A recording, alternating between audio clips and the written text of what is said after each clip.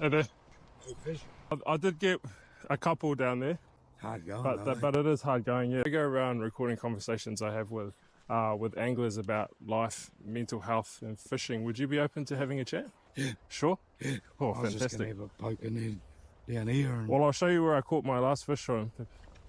I'm Peter. I've been fishing for 55 years, probably. Yeah. Or Wow. a bit longer than that. Whereabouts did your fishing journey start?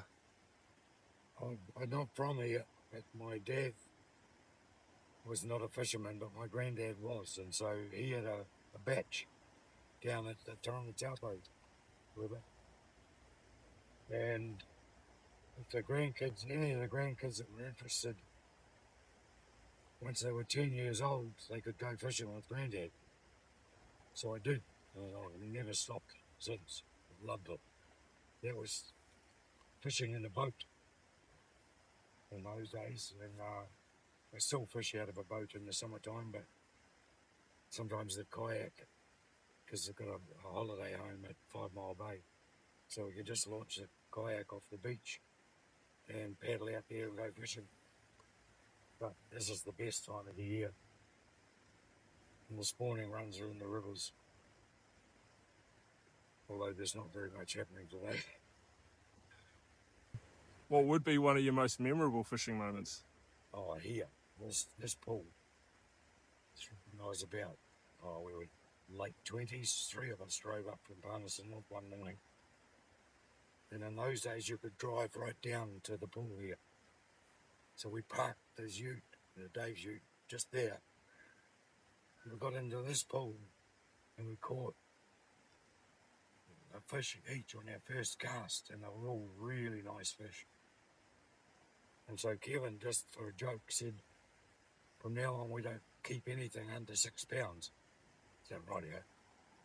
By the end of the day, we'd hooked and landed 72 fish and lost as many more because the water was going so hard. Wow. We took 14 fish over 6 pound home, and the biggest was 9 3/4. Far out. That is, I'll never forget it. That was a magic day. Wow. Yeah, those are those moments here you never forget. They're etched in your memory. I taught my sons-in-law to fish here, and one of them has turned out to be a mad keen. And we've had, since COVID, we've had a couple of good times on the river, but nothing to touch that day all those years ago. So I spoke with another man, and he spoke about how he started this journey saltwater fishing and how he'd caught 30 pound snapper like they were nothing way back when he was young.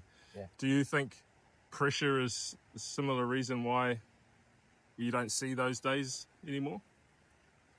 No, I think the number of fish in Taupo, if you look at the scientific surveys, the soundings that they take every year, the river the lake is as healthy as it's ever been.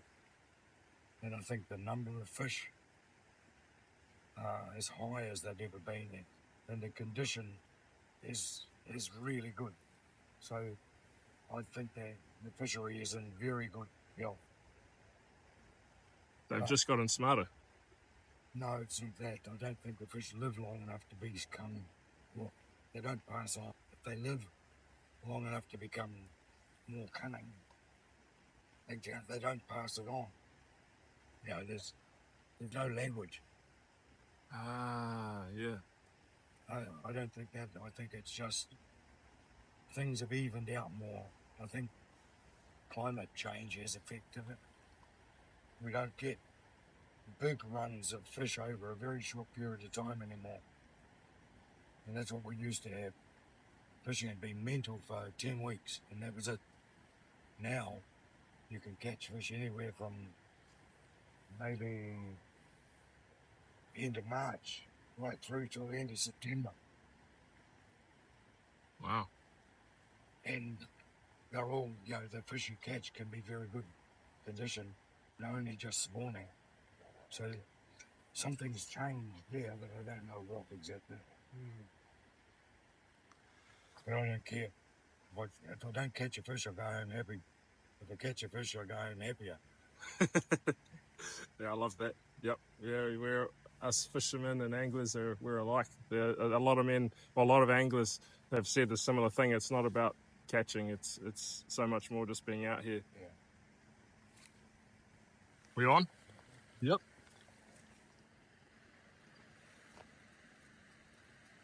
Do you need a hand?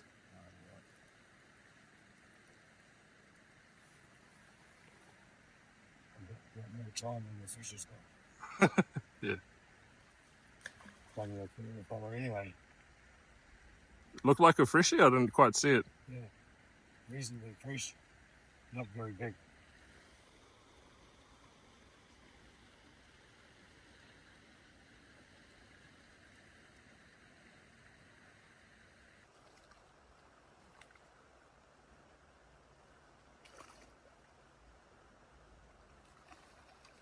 Well done. As I was saying, when I first met you, I mentioned why I do this and the mental health.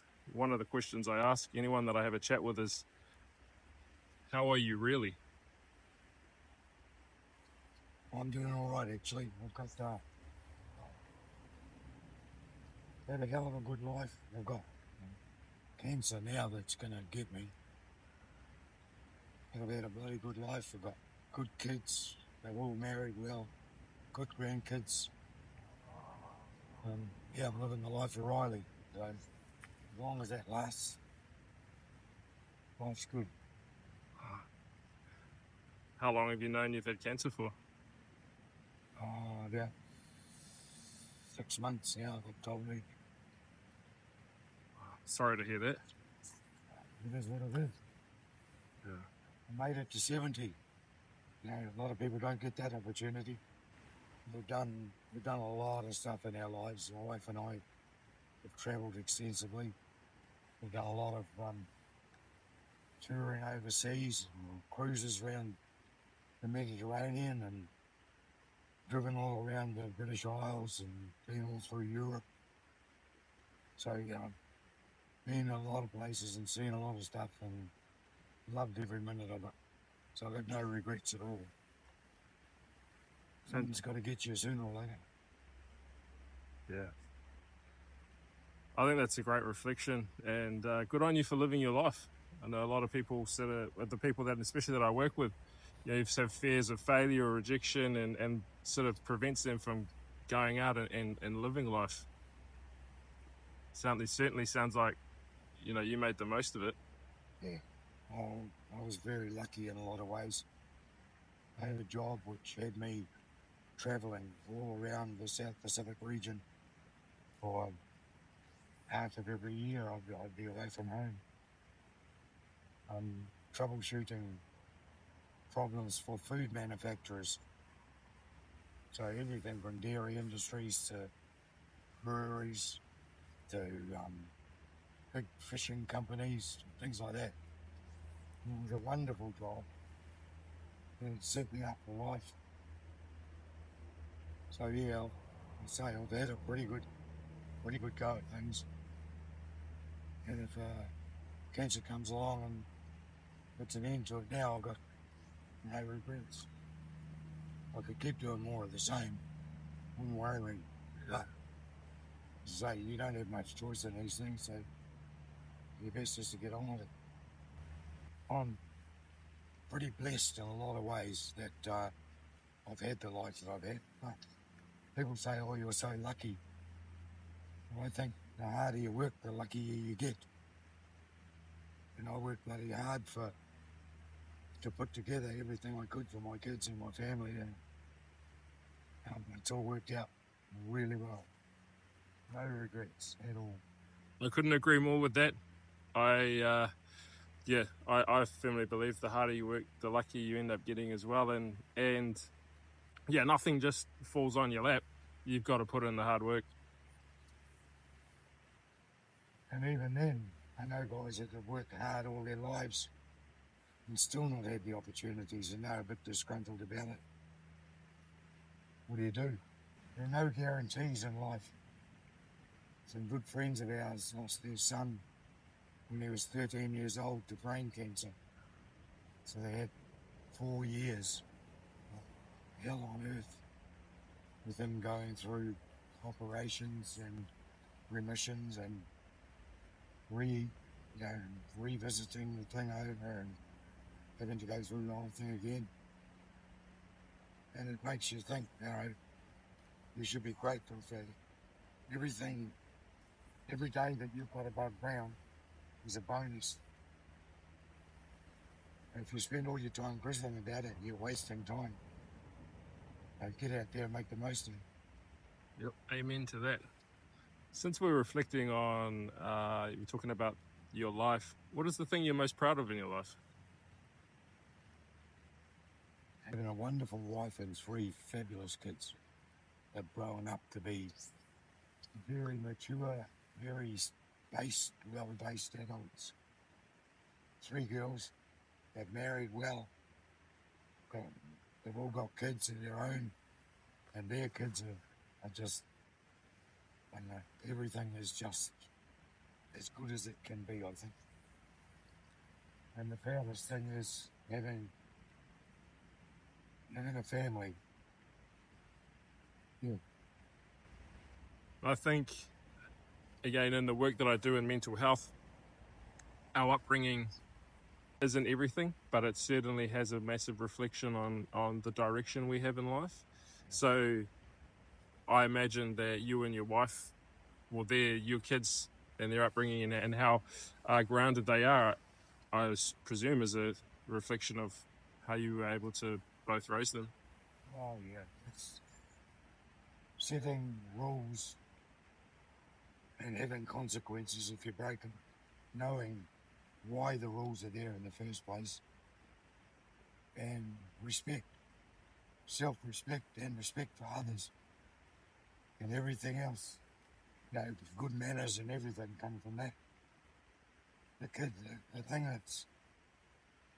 that gets me most, people that comment, my 3 girls are hell on that together. God help anybody that crosses them, they're thick as thieves. That people say to me, your girls are so well mannered.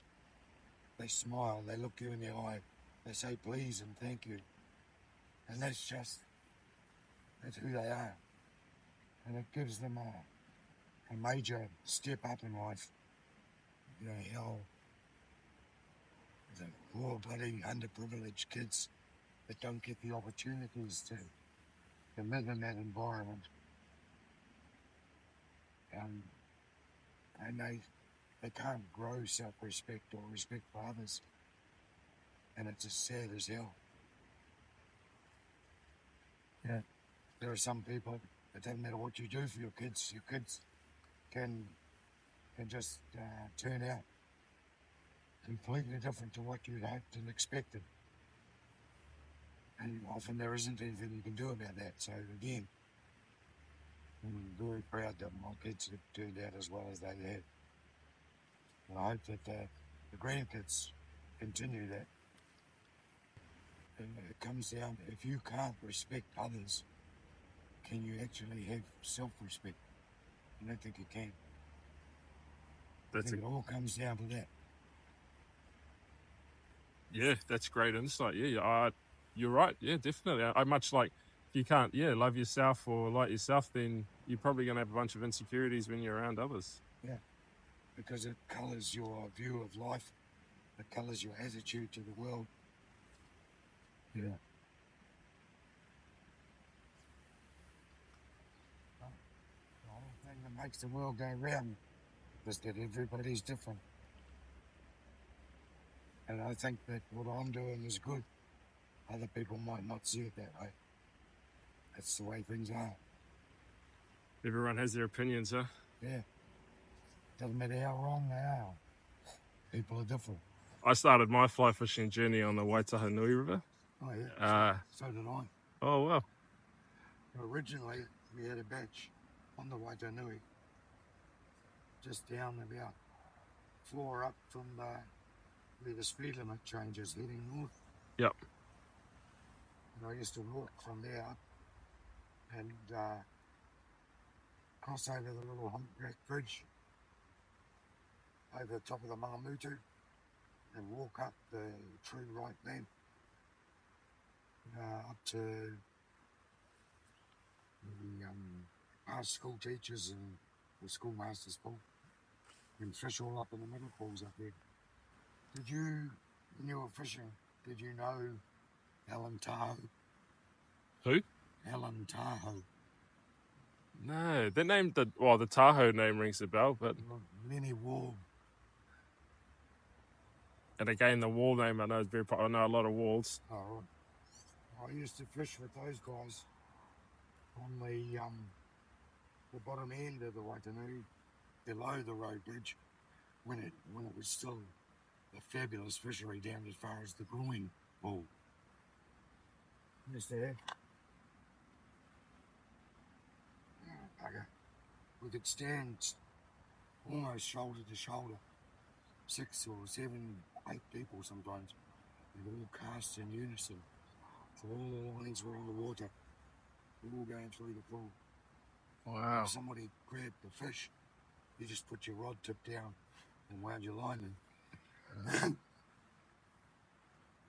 And if you weren't accepted, you never got a look in. You never got the fish there. But if you tied your own flies and you gave them to some of the guys you were fishing with, they always welcomed you. It's amazing fishing there, and good stories, good mates. Yeah. I guess one of the things that like a lot of people say, as you touch on there, they love the camaraderie that fishing brings. You know, if you're fishing with others, the stories, just the good times. Yeah. Swapping a few lies, it's good.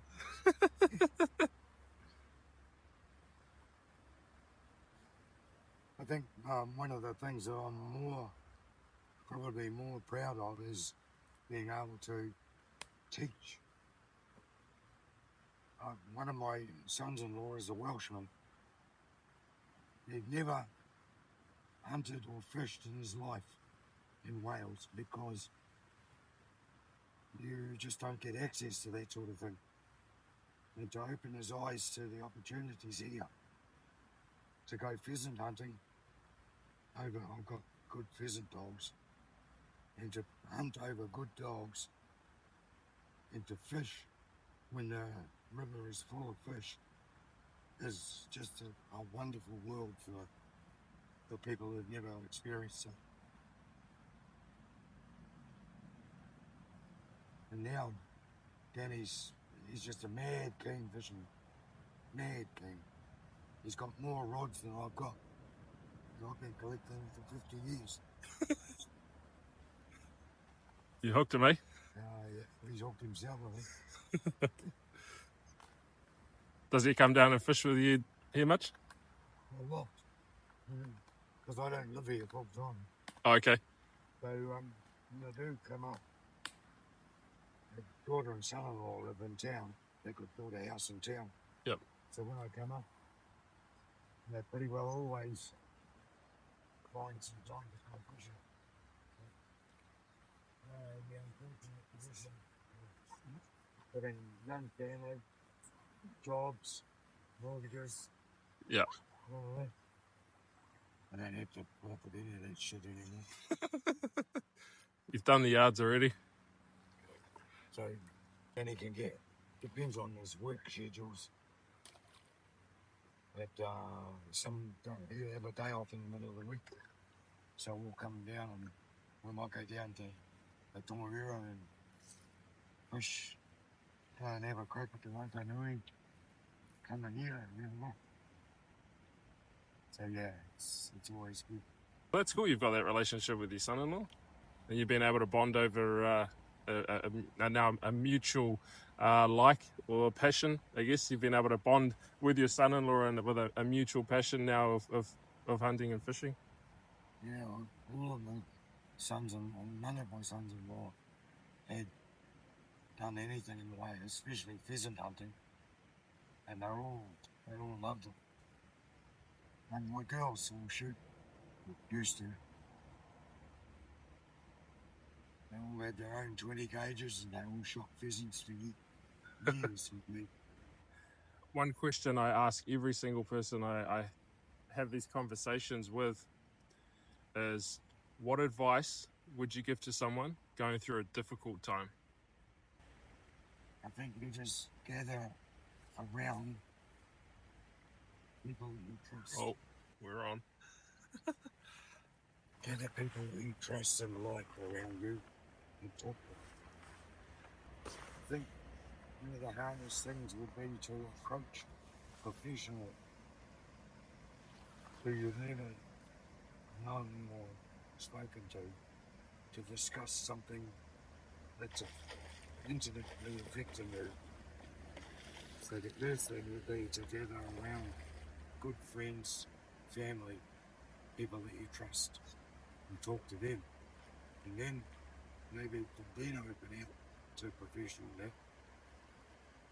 But diving straight into professional help must add pressure to people. I don't know, it's very hard to know about these things.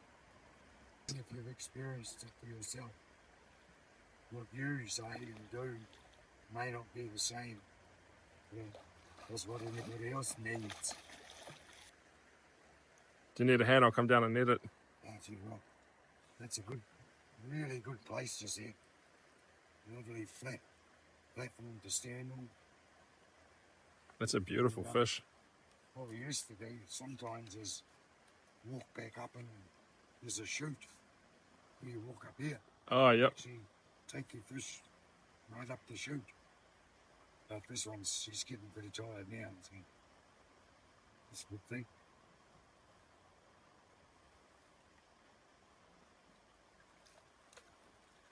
Well done. That's a beauty. Nice fish one too. Part of the reason why I do this is... Yep, that's moving. We're on now. I just found where they're hiding. How's that one feel? Strong.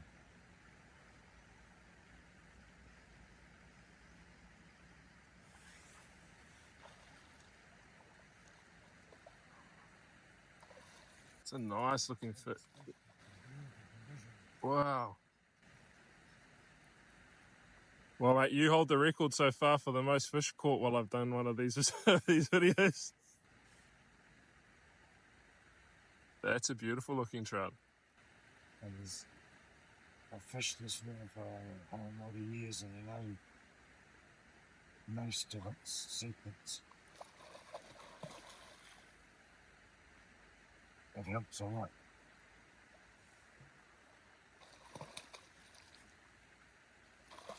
Yeah, I bet just knowing where they sit, where the snags are, even though that changes often, but... If you know a river well, your chances of catching fish are always far better than when you go onto a new river. Sure, yeah, that makes sense, yeah.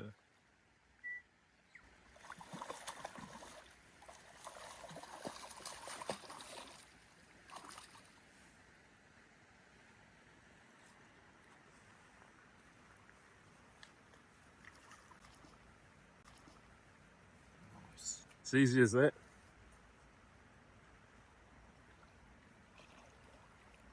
How you doing? Good audience. Yeah, nice, well done. Beautiful.